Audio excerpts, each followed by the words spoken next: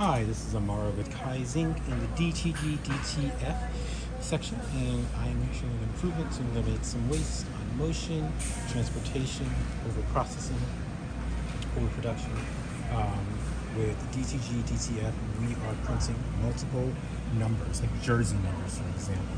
So when you receive the order here, we should get a list of the numbers, maybe not the names, but the numbers, the style of the shirt, women's, the type of shirt, short sleeve, long sleeve, and then their size.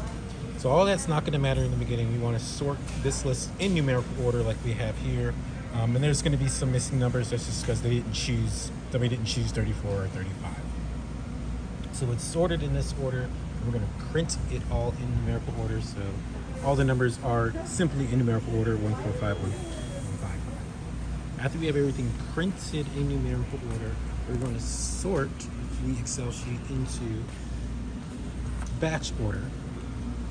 So we'll have the batches in order by men's, then the type, long sleeve or short sleeve, and then the size. We print it all this way so it comes out in that same order. So this example is the youth, and starting with the smallest number, or the smallest size, not the smallest number.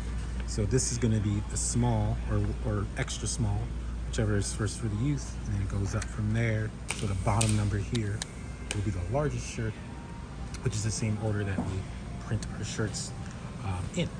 So just a little improvement here so you can stay organized and keep everything organized by printing in numerical order, then printing your Excel sheet in batch order with the sizes and by shirts. So that way you're printing everything in order and you batch all the numbers in order.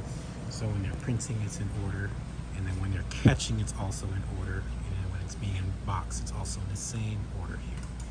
Thank you.